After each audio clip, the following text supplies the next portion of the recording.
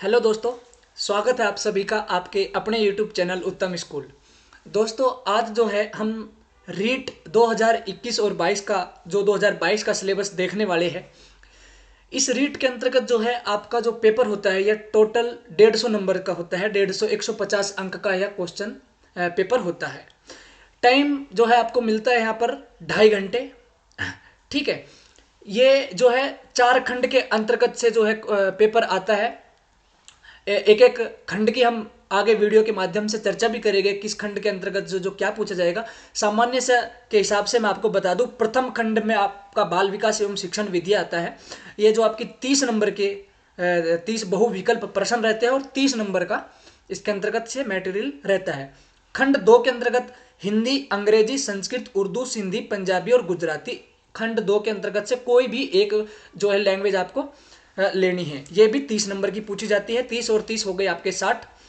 खंड 3 के अंतर्गत से भी पुनः आपको हिंदी, अंग्रेजी, संस्कृत, उर्दू, सिंधी, पंजाबी और गुजराती, ये भी जो आपके 30 नंबर के पूछी जाती है।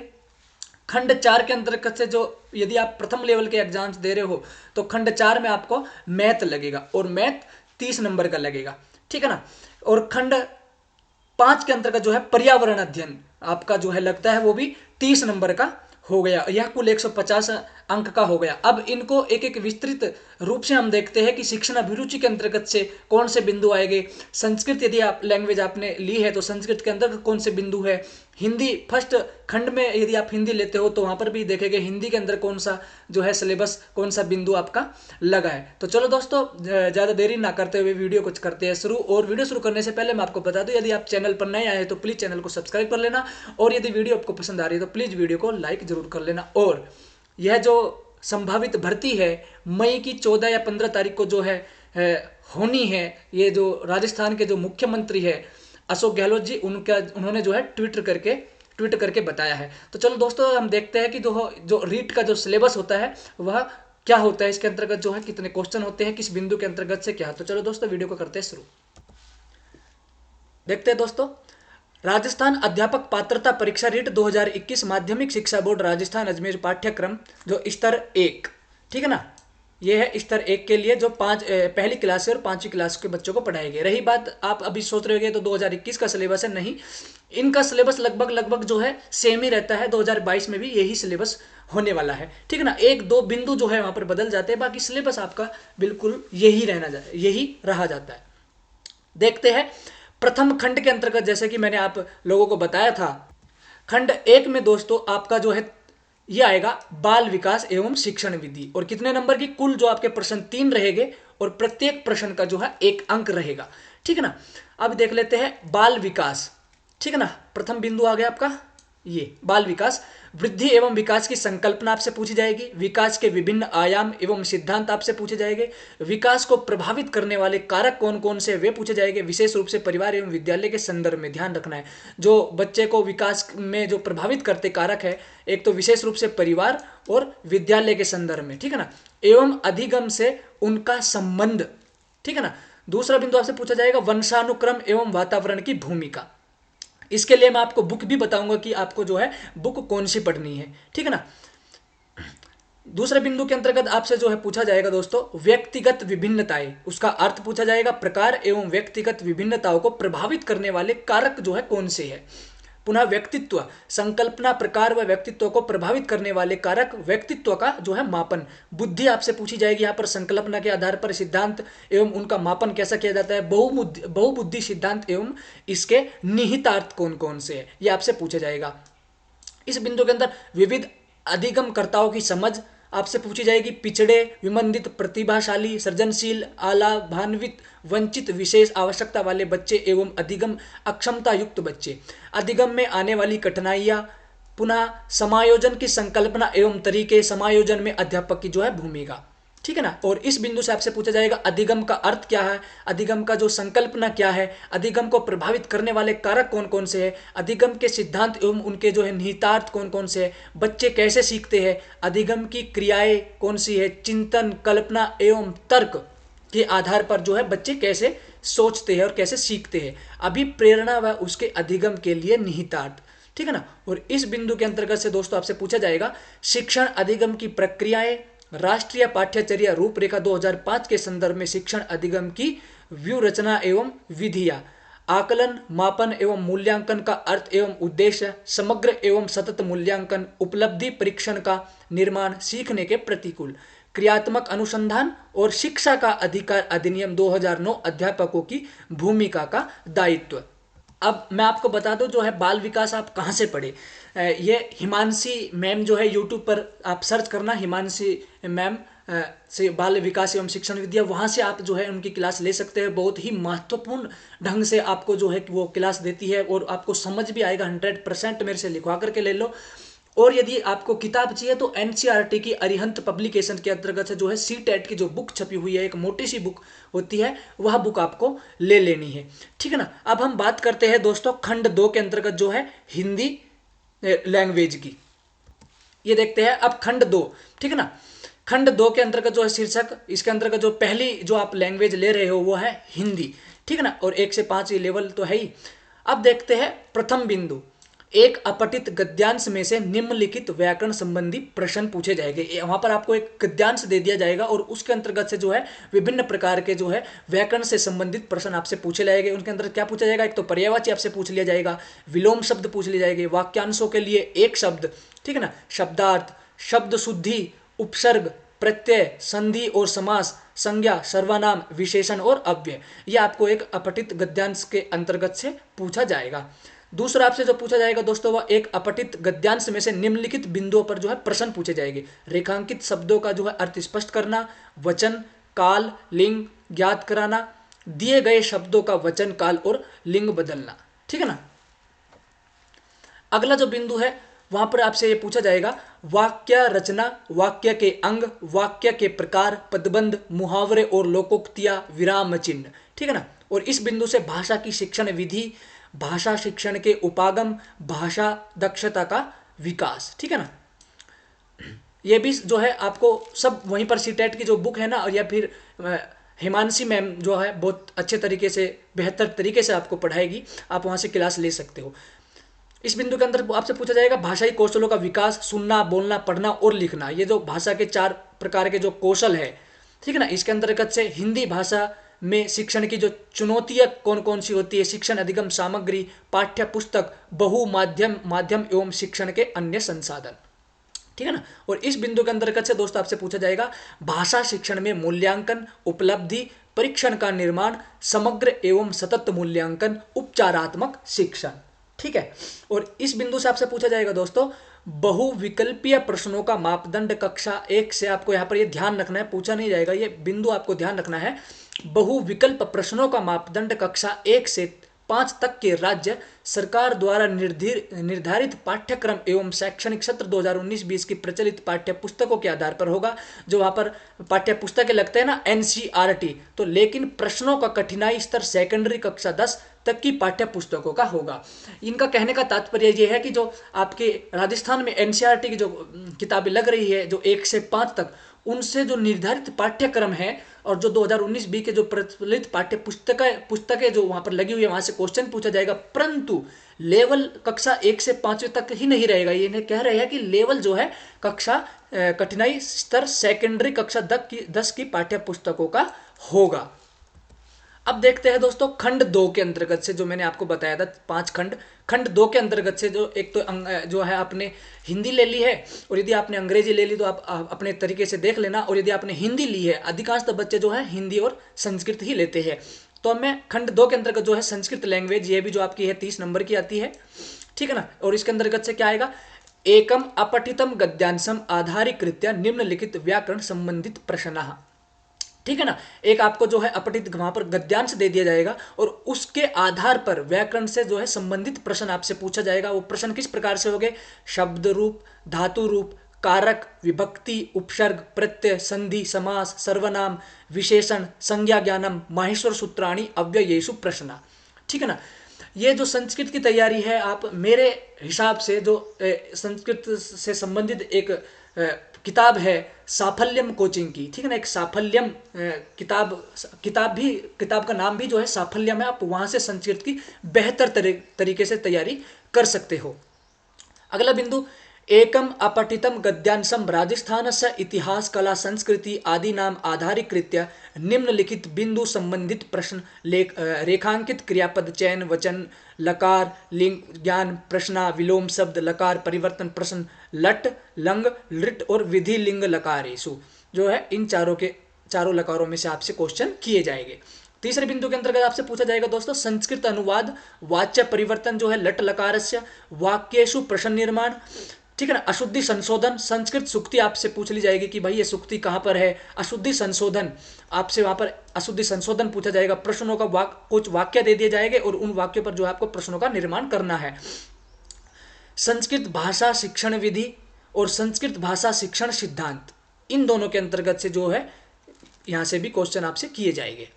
अगला जो बिंदु है देखते हैं संस्कृत भाषा कौशल से विकास श्रवण संभाषण पठन लेखन। ये जो है साफल्यम किताब के अंतर्गत जो है बहुत ही महत्वपूर्ण ढंग से आपको समझाई है, आपको वो पढ़नी चाहिए यदि आप इस लेवल के एग्जाम की तैयारी कर रहे हो। संस्कृत अध्यापनस्य अधिगम साधनानि पाठ्यपुस्तकानि संप्रेषणस्य साधनानि, ठीक है ना। संस्कृत भाषा शिक्षण से मूल्यांकन संबंधित प्रश्न संस्कृत भाषा से जो शिक्षण संबंधी मूल्यांकन है वहां से आपसे क्वेश्चन किए जाएंगे। मौखिक आधार पर लिखित आधार पर प्रश्न प्रकार का सतत मूल्यांकन उपचारात्मक शिक्षण। तो यह जो है संस्कृत का सिलेबस है। अब जैसा कि मैंने दोस्तों आपको बताया था जो खंड 3 है इसके अंतर्गत भी जो है एक तो हिंदी लैंग्वेज रहती है, अंग्रेजी रहती है, संस्कृत रहती है, उर्दू रहती है, सिंधी रहती है, पंजाबी और गुजराती। आप खंड 3 के अंतर्गत से भी जो है किसी भी लैंग्वेज को ले सकते हो। तो अधिकांश जो बच्चे हैं भाषा 2 को ही खंड 3 के अंतर्गत भी लेते हैं और यह भी जो है आपसे 30 प्रश्न किए जाएंगे और कुल प्रत्येक प्रश्न का जो है 1 अंक रहेगा, ठीक है ना। अब इसमें कौन सा सिलेबस लगा हुआ है, क्या बिंदु है वो देख लेते हैं। एक अपठित गद्यांश आधारित निम्नलिखित व्याकरण संबंधी जो है प्रश्न पूछे जाएंगे। प्रथम खंड के अंतर्गत द्वितीय खंड के अंतर्गत जो पूछे गए थे लैंग्वेज के अंतर्गत जो हिंदी वो अलग थे। यहाँ पर आपसे एक अपठित गद्यांश दे दिया जाएगा और यहाँ पर भी थोड़े से जो है लेवल कठिन थोड़ा सा ऊपर जो है लेवल कर दिया जाएगा। युग्म शब्द आपसे पूछा जाएगा। वाक्यांशों के लिए एक शब्द उपसर्ग प्रत्यय संधि समास संज्ञा सर्वनाम विशेषण क्रियालिंग वचन काल और शब्द शुद्धि ये आपसे जो है किया जाएगा। दूसरे बिंदु के अंतर्गत देखते हैं एक अपठित पद्यांश पर आधारित निम्नलिखित बिंदुओं पर प्रश्न। भाव सौंदर्य पूछा जाएगा, विचार सौंदर्य पूछा जाएगा, नाद सौंदर्य आपसे पूछ लिया जाएगा, शिल्प सौंदर्य पूछा जाएगा और जीवन दृष्टि। इन जो है 5 से संबंधित आपसे क्वेश्चन किए जाएंगे पद्यांश के अंतर्गत। तीसरे बिंदु में देखते हैं वाक्य रचना पूछी जाएगी। वाक्य के अंग कौन से वो पूछे जाएंगे, वाक्य के भेद पूछे जाएंगे, पदबंध पूछे जाएगा, मुहावरे पूछे जाएंगे, लोकोक्तियां, कारक चिन्ह, अव्यय और विराम चिन्ह, ठीक है ना। अब चौथे बिंदु के अंतर्गत भाषा शिक्षण विधि, भाषा शिक्षण के उपागम, भाषाई दक्षता का विकास ये पूछा जाएगा। अगला बिंदु देखो भाषाई कौशलों का विकास, सुनना बोलना पढ़ना लिखना, शिक्षण अधिगम सामग्री, पाठ्य पुस्तक बहुमाध्यम एवं शिक्षण के अन्य संसाधन, ठीक है। भाषा शिक्षण में मूल्यांकन जो सुनना बोलना पढ़ना और लिखना है, उपलब्धि परीक्षण का निर्माण, समग्र एवं सतत मूल्यांकन, उपचारात्मक शिक्षण।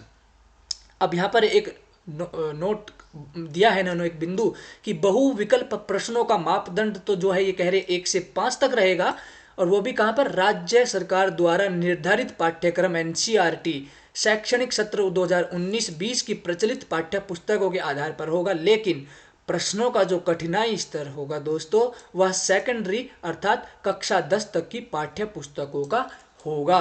ऐसा नहीं है कि यदि आप 1 से 5 तक यदि अध्यापक बन रहे हो तो आपका जो ज्ञान है 1 से और 5वीं तक ही होना चाहिए। वहां पर जो है वह कठिनाई जो है सेकेंडरी अर्थात 10वीं क्लास के पाठ्य पुस्तकों तक होगा, ठीक है ना। तो आपको सारी एनसीईआरटी किताबें पढ़ लेनी है। अब देखते हैं दोस्तों खंड 3 में जो प्रथम हमारी लैंग्वेज होगी वो थी हिंदी। अब खंड 3 के अंतर्गत जो द्वितीय हमारी भाषा है वह हमने ली है कौन सी, संस्कृत। ये भी प्रत्येक प्रश्न जो है 30 इसके अंदर से प्रश्न होते हैं और प्रत्येक प्रश्न का जो है 1 अंक होता है। कुल इसके 30 प्रश्नांक होते हैं। इसके अंतर्गत से किस किस बिंदु पे क्या क्या पूछा जाएगा वो देखो। एकम अपठितम गद्यांशम आधारीकृत्य निम्नलिखित व्याकरण संबंधित प्रश्न शब्द रूप धातु रूप कारक विभक्ति उपसर्ग प्रत्यय संधि समास लकार सर्वनाम विशेष्य विशेषण लिंग संख्या ज्ञानम समय ज्ञानम अव्ययेषु प्रश्न। ठीक है ना। इसकी जो पीडीएफ है मैं वीडियो के डिस्क्रिप्शन लिंक के अंतर्गत एक व्हाट्सअप लिंक वहां पर आपको उपलब्ध करवा दूंगा। आप उस व्हाट्सअप लिंक के माध्यम से जो है व्हाट्सएप पर ज्वाइन हो जाइए और वहां पर जो है आपको पीडीएफ मिल जाएगी। अगला बिंदु देखते हैं दोस्तों। एकम अपठितम पद्यांशम व श्लोकम राजस्थानस्य इतिहास कला संस्कृति आदि नाम आधारीकृत्य निम्नलिखित बिंदु संबंधित व्याकरण प्रश्न पूछे जाएंगे। संधि समास कारक प्रत्यय छंद। आप देखो लेवल जो तीसरा खंड है वहां पर थोड़ा सा जो है लेवल बढ़ा दिया गया है, यहाँ पर छंद भी जोड़ दिया गया है। लकार संबंधित प्रश्न, विशेष्य विशेषण, लिंग संबंधित जो है प्रश्न भी आपसे यहाँ पर पूछा जाएगा। अगले चरण में देखते हैं संस्कृत अनुवाद, स्वर व्यंजन उच्चारण स्थानानी वाच्य परिवर्तन लटार। ठीक है ना। यहाँ से भी जो आपका लेवल थोड़ा सा बढ़ा दिया गया है। संस्कृत अनुवाद, स्वर व्यंजन उच्चारण स्थान, किस वर्ण का किस स्थान से जो है उच्चारण होता है, और वाच्य परिवर्तन और लट लकार आपसे पूछा जाएगा। अशुद्धि संशोधनम, संस्कृत सुक्ति आपसे अशुद्धि संशोधन पूछ ली जाएगी और संस्कृत की जो है दोस्तों आपसे सुक्ति पूछ ली जाएगी। संस्कृत भाषा शिक्षण विधि पूछा जाएगा, संस्कृत भाषा शिक्षण सिद्धांत पूछा जाएगा और संस्कृत शिक्षण अभिरुचि प्रश्न भी आपसे पूछे जाएंगे। ठीक है। अगला बिंदु देखते हैं संस्कृत भाषा कौशल से विकास, श्रवण संभाषण पठन लेखन, ये इनके अंतर्गत से क्वेश्चन किए जाएंगे। संस्कृत शिक्षणे अधिगम साधनानि, संस्कृत शिक्षणे संप्रेषण से साधनानि, संस्कृत पाठ्य पुस्तकानि। ठीक है ना। कौन सी संस्कृत किस कवि से ने जो है कृति वहां पर आपसे यहाँ पर से क्वेश्चन किया जाएगा। संस्कृत भाषा शिक्षण से मूल्यांकन संबंधित प्रश्न आपसे किए जाएंगे।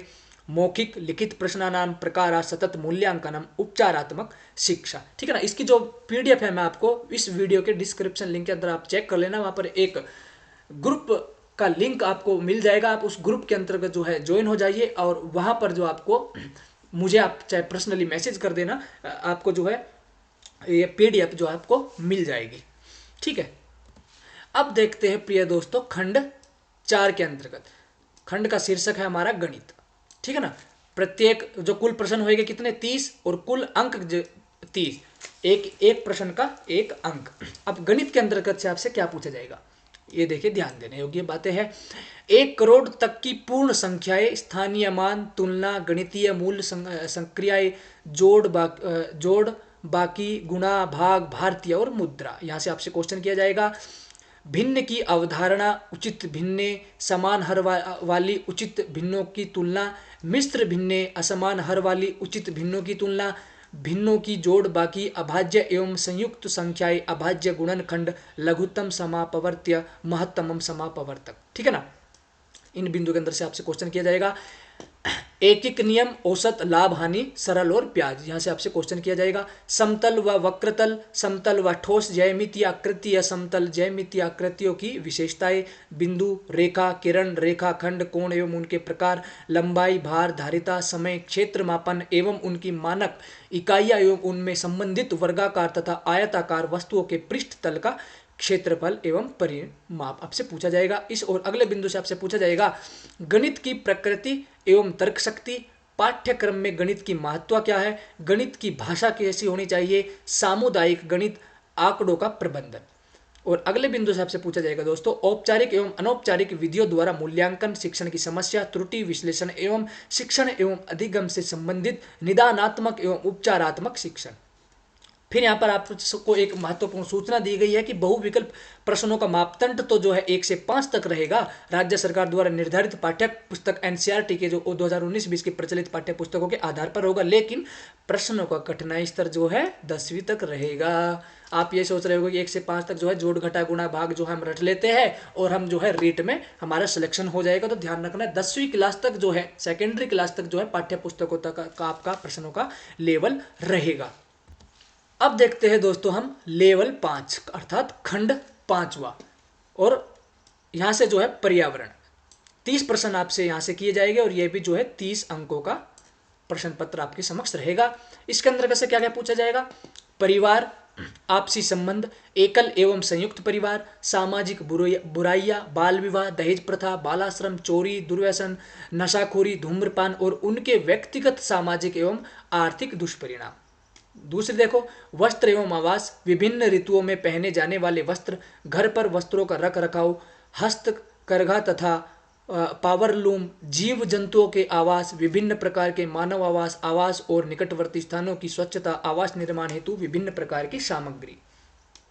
तीसरा बिंदु है आपका व्यवसाय, अपने परिवेश के व्यवसाय, कपड़े सिलाना, बागवानी, कृषि कार्य, पशुपालन, सब्जी वाला इत्यादि जो है लघु एवं कुटीर उद्योग। राजस्थान राज्य के प्रमुख उद्योग एवं हस्तकलाएं, उपभोक्ता संरक्षण की आवश्यकता, सहकारी समिति। आपसे यहाँ से क्वेश्चन पूछा जाएगा। सार्वजनिक स्थल के अंतर्गत से पूछा जाएगा। सार्वजनिक स्थल जैसे विद्यालय, चिकित्सालय, डाकघर, बस स्टैंड, रेलवे स्टेशन, सार्वजनिक संपत्ति, रोड, लाइट, सड़क, बस, रेल, सरकारी इमारतें आदि। विद्युत और जल का अपव्यय, रोजगार नीतियां, संसद विधानसभा, राजस्थान के जिले एवं राजस्थान में पंचायती राज।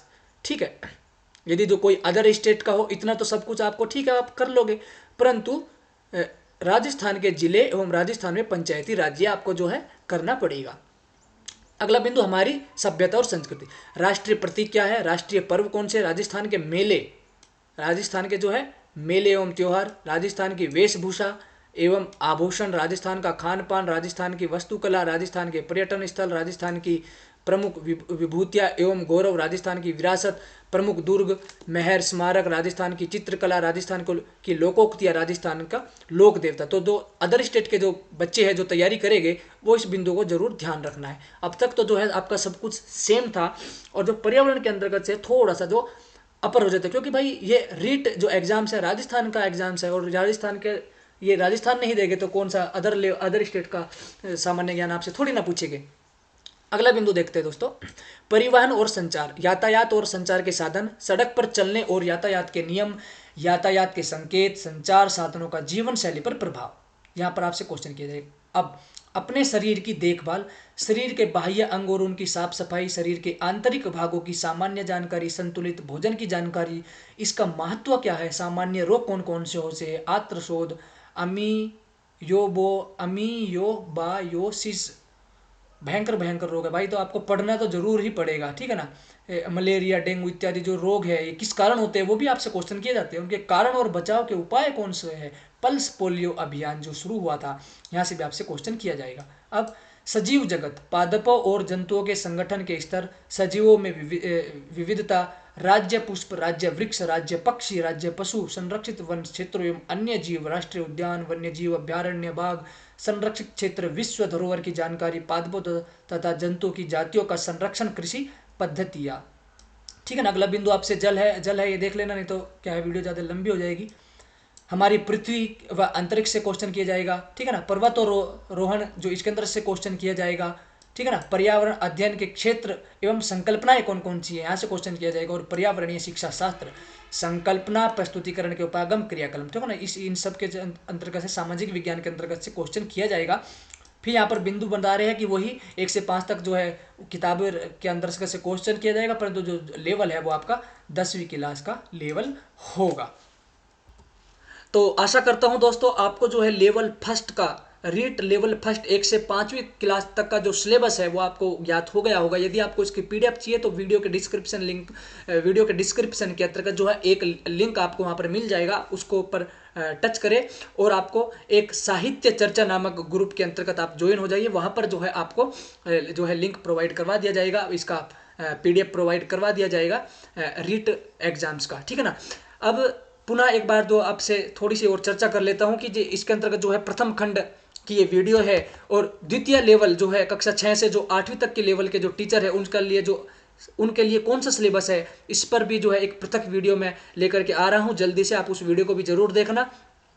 तो आशा करता हूँ आप जो है पहले खंड जो आपको समझ आ गया होगा कि जो कक्षा 1 से 5वीं तक है, इसके अंतर्गत जो है कुल खंड होंगे 5। प्रथम खंड के अंदर बाल विकास एवं शिक्षा शास्त्र 30 नंबर का हो गया। पुनः खंड 2 के अंतर्गत भाषा फर्स्ट में हिंदी, अंग्रेजी, संस्कृत, उर्दू, सिंधी, पंजाबी और गुजराती अंतर्गत से कोई भी एक 30 नंबर का आपका ये हो गया।